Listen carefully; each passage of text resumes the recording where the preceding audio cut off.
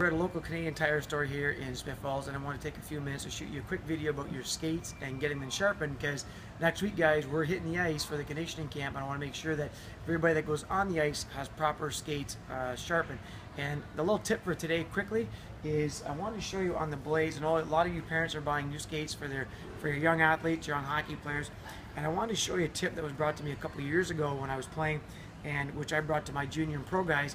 Was on the blade itself. When the blade is cut, you can see that the width of the blade all the way through is the same, but when you get to the ends of the skates, the toe or the heel, sometimes you're going to get what we call fat. You're going to get extra steel on the blade. So if you ran your finger, you would feel the extra right there on the tip, and that doesn't allow you to get on corners proper flexion. So when your ankle is flexing in the boot and you go to push, instead of being power on the blade, you go right to a tip.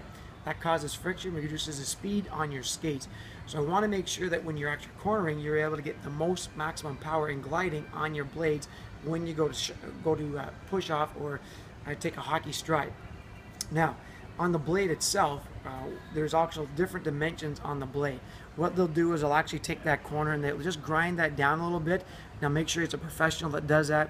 And what they'll do is when they take the sharpening, there's a 1/2 inch or 5/8. Again, depending on your weight, make sure it's a professional that does it.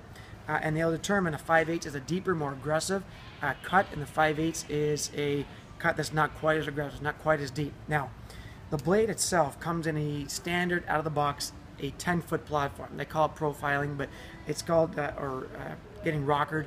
And back in the old days when I was going through, now there's a platform, and this is usually a standard 10-foot, and you can get 11, 10, 9, 8, 7, and it really depends on how much blade you want on the ice, depending if you're forward or defense. If you want to be able to turn sharper or have more blade on the ice, it really depends on the style player you are, whether you're forward or defense. Again, it's something you'll have to play with over the years, but for today, I just wanted to give you a quick tip on sharpening your blade.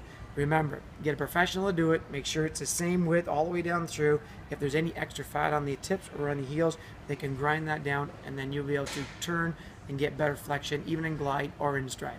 Okay, guys, looking forward to hitting with you on the ice next week. You guys have a great week, and we'll talk to you soon. Bye for now.